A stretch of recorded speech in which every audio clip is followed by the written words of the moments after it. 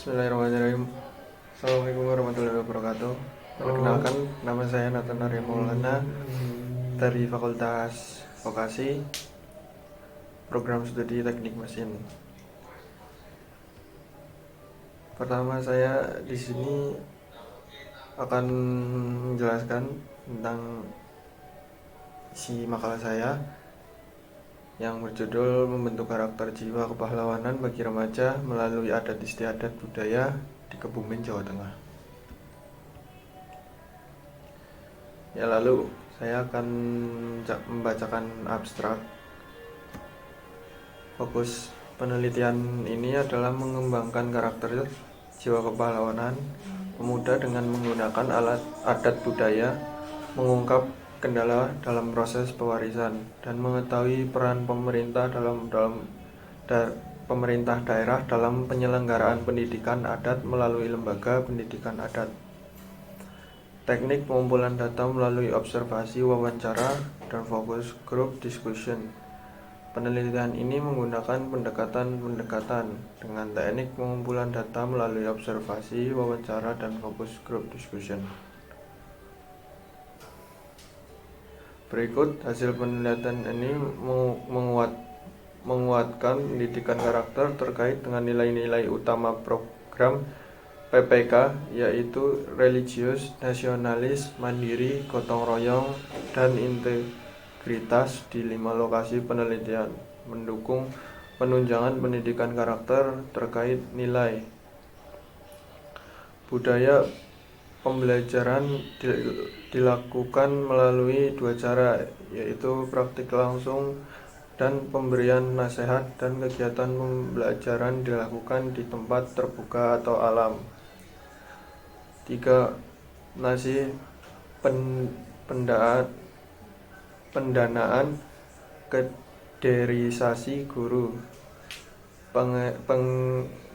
Pergeseran nilai dari penyelenggaraan pendidikan tradisional merupakan beberapa kendala yang ada dalam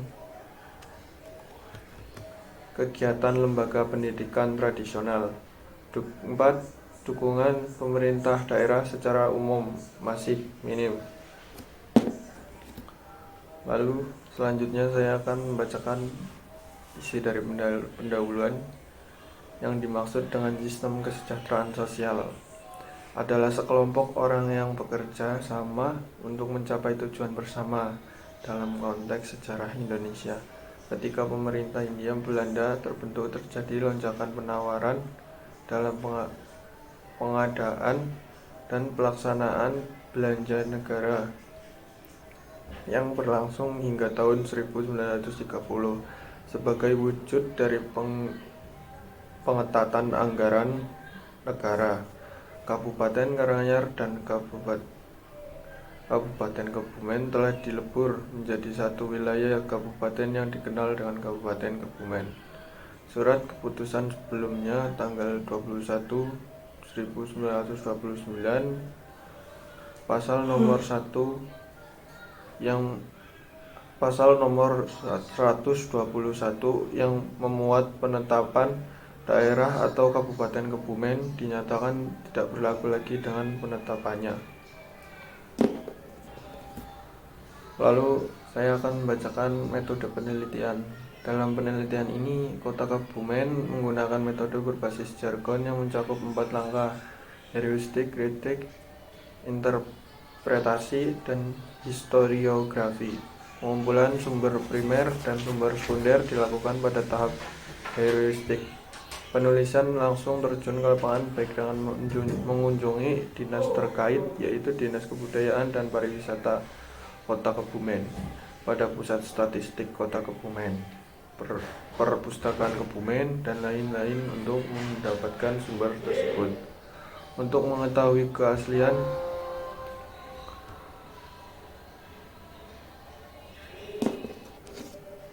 keaslian sumber dan pertanggungjawaban data atau informasi, dilakukan kombinasi kritik eksternal dan internal. Terakhir, pada tahap interpretasi, dilakukan proses pemaknaan dan penandaan sehingga fakta dapat diungkapkan secara jelas dan menyeluruh. Proses terakhir adalah historiografi, dengan tujuan menggunakan fakta ini ke dalam catatan sejarah yang modern. Lalu selanjutnya saya akan membacakan isi dari hasil pembahasan.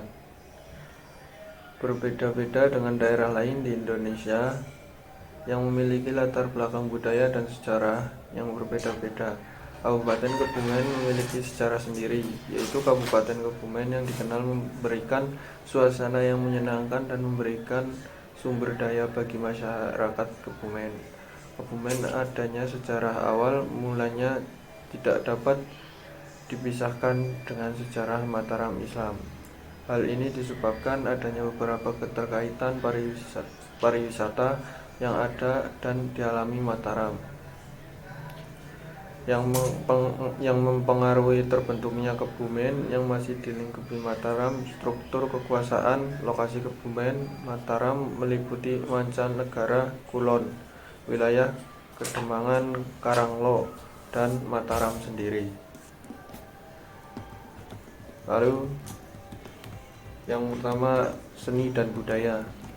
Dinas Pendidikan Distrik Kabupaten Kebumen akan memperkenalkan kembali tari Kebumen Cepetan sebagai salah satu balet warisan budaya Takbenda Kabupaten Kebumen.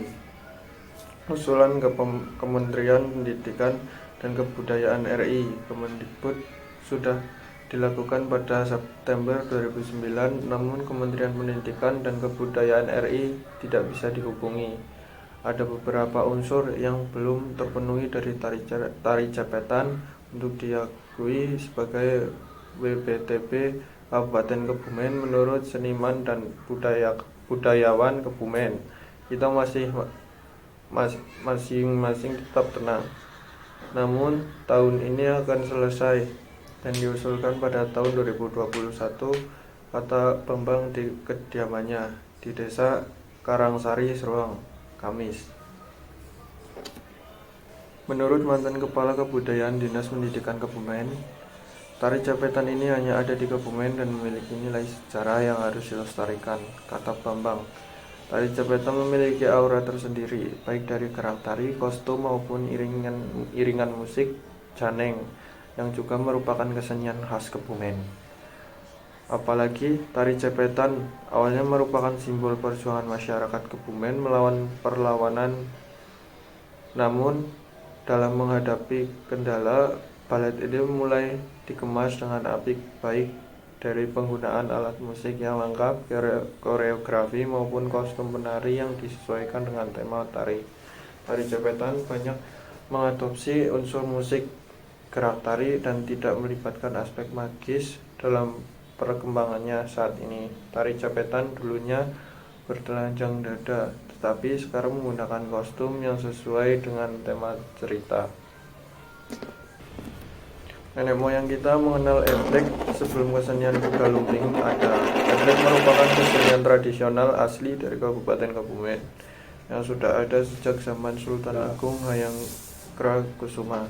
Eblek adalah sendratari perang Yuda Cakrakusuma, namun sejak pertama kali terjadi perubahan sifat tari, yaitu eblek yang terbuat dari anyaman bambu karena pelapukan. Kesenian ini adalah eblek Sik Mataram. Eblek merupakan kesenian tradisional yang mengandung unsur mistik, filsafat, ideologi Indonesia, moral, sejarah, dan patriotisme dalam bentuk balet asli Kebumen. Tradisi adalah kebiasaan turun-temurun dari nenek moyang yang dijalankan oleh masyarakat. Panen sarang burung walet adalah pekerjaan akhir dari budidaya yang dapat diartikan bahwa pemanenan adalah ungkapan untuk merujuk pada kerjaan akhir dari suatu budidaya, pertanian, dan sejenisnya dengan waktu yang telah dihitung.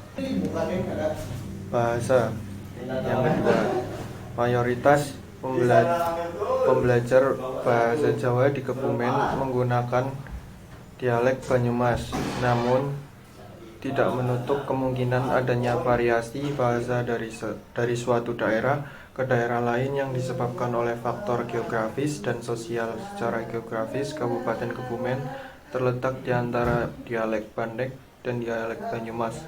Letak geografis Kabupaten Kebumen yang ada berada di antara dialek Bandek dan Banyumas menyebabkan variasi bahasa Jawa dari satu daerah ke daerah lain. Bahasa Ngapak juga dikenal sebagai bahasa Banyumas, adalah bahasa ibu umum digunakan oleh masyarakat Jawa Tengah, Indonesia, Kebumen, Cilacap, Tegal, Pemalang, dan banyak tempat lain muncul di benak saya.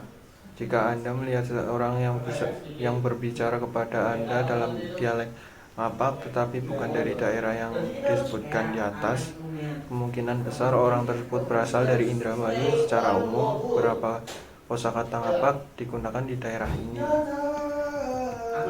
dibandingkan dengan dialek Jawa lainnya. Kuat dengan bahasa Inggris. Yang ketiga, musik. Kebumen merupakan salah satu kota di Jawa Tengah yang mungkin tidak terdengar asing seperti kota-kota lainnya. Kota ini tidak bisa disesuaikan dengan ukirannya di Jepara atau dengan Borobudurnya di Magelang. Apapun kondisinya, Kebumen memiliki potensi seni dan pariwisata. Musik Janeng merupakan salah satu kesenian tradisional Kebumen yang sering dengan waktu Tuhan selalu dilupakan. Janeng merupakan bentuk rangkaian alat musik tradisional yang memiliki syair-syair Islami.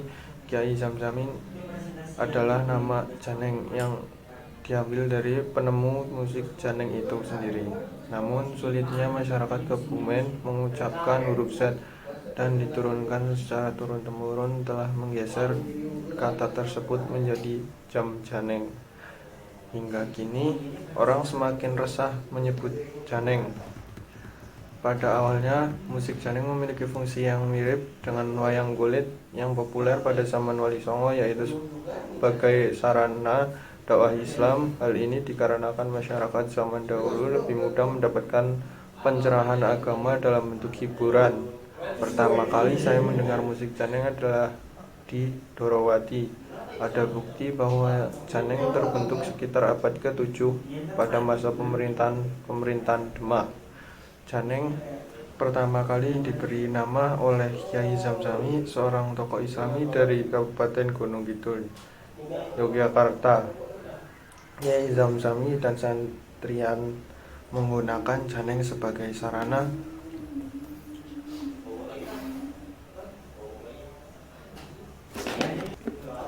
dakwah mulai dari timur yaitu Yogyakarta hingga barat yaitu Kebumen hingga Magelang. Namun kesenian Janeng di Magelang saat ini belum dikenal. Janeng lebih sering disebut dengan Janen yang mengacu pada nasihat kalimat. Alat-alat yang digunakan dalam kesenian tradisional Janeng menggunakan alat yang digunakan dalam kesenian tradisional Janeng. Alat terbuat dari kayu, bambu, dan kulit sapi yang hampir menyerupai alat yang terbuat dari kayu, bambu, dan kulit sapi. Yang perbedaan alat musik Janeng semakin populer. Musik Janeng meliputi kendang gong tuling, tengah, cemeng, dan keplok.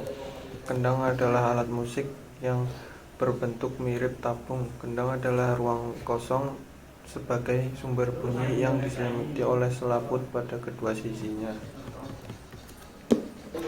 Yang keempat, tari dan drama. Di masyarakat Kabupaten Kebumen, jenis kesenian ini bermanfaat bagi masyarakat. Mayoritas sekelompok kesenian kuda lumping telah strukturisasi, ada 95 orang dalam kelompok itu. Kabupaten Kebumen ciptakan 2 kuda lumping dengan ukuran terbesar dan mendapatkan sertifikat murni untuk kategori kuda lumping terbesar di Indonesia, bahkan dalam rangka mempengaruhi HUT Kabupaten Kebumen tahun 2008. Kabupaten Kebumen menciptakan tari kuda lumping dengan ukuran terbesar. Tari Japetan Alas adalah tarian tradisional dari Kabupaten Kebumen, Jawa Tengah. Tarian ini sangat unik karena menampilkan balet dengan topeng berbagai karakter dan seluruh Permainan wayang merupakan salah satu warisan budaya yang diwariskan. Wayang merupakan alat yang ampuh bagi masyarakat luas. Wayang di sisi lain menceritakan isi kehidupan manusia yang bisa dipetik oleh penontonnya. Lalu yang kelima ada legenda atau cerita rakyat. Jakapuring memiliki informasi sastra dan rakyat serta legenda, pemandian Ngrakal dan asal-usul pembentukannya. Kebumen merupakan kabupaten di Jawa Tengah yang memiliki objek wisata atau wisata alam dan sejarah, baik itu tempat wisata berupa pantai selatan Kabupaten Kebumen, goa, waduk, benteng, dan juga pemandian air hangat dan lain sebagainya. Yang keenam, senjata tradisional. Senjata keris adalah senjata tradisional Kebumen dengan bentuk yang sangat terkenal, tuluk, plinteng, dan kudi. Alat tiga nama untuk orang yang sama. Semuanya merupakan senjata tradisional daerah Kebumen. Yang ketujuh ada rumah tradisional. Kebumen memiliki rumah adat, yaitu rumah adat Jawa Tengah merupakan adat Jawa Tengah yang identik dengan keunikan budayanya, pakaian adat, upacara adat, senjata tradisional, dan rumah adat mereka sangat beragam. Yang kedelapan ada kepercayaan. Sebuah desa di Kabupaten Kebumen, Jawa Tengah memiliki kepercayaan unik yang diturunkan dari generasi ke generasi. Tabu Afrosis ini dianut oleh semua pengusaha makanan di sana, sehingga tidak menutup kemungkinan kita bisa menemukan warung makan yang menyajikan nasi goreng. Alasan kepercayaan ini karena diketahui ada perintah dari nenek moyang mereka yang meminta untuk menjual beras kepada orang-orang di sana. Jika ada yang menjual, konsekuensinya akan ada bencana, bahkan bisa sampai meninggal. Yang kesembilan itu masakan. Makanan khas Kebumen lainnya adalah sate ambal. Makanan ini berasal dari Kabupaten Kebumen. Sesuai dengan namanya, sajian sate ambal ditambah dengan bumbu yang terbuat dari tempe rebus yang dihaluskan, diolah dari daging ayam. Es bening chicken adalah makanan khas Kebumen lainnya. Desa Es Bening diambil dari nama Es Bening, dari sebuah desa di Kabupaten Kebumen. Ayam es bening, ayam kampung yang dimasak dengan bumbu meresap ke dalam makanan yang diolah menggunakan ayam kampung makanan yang dimasak. Yang ke-10 ada minuman khas Kebumen. Es kopior merupakan salah satu minuman yang berasal dari daerah Kabupaten Provinsi Jawa Tengah yang memiliki cita rasa yang sangat luar biasa, sehingga membuat nikmat dan ketagihan lagi dan lagi. Ya, jadi hanya itu saja isi dari makalah saya. Jika ada banyak kesalahan, saya minta maaf. Wassalamualaikum warahmatullahi wabarakatuh.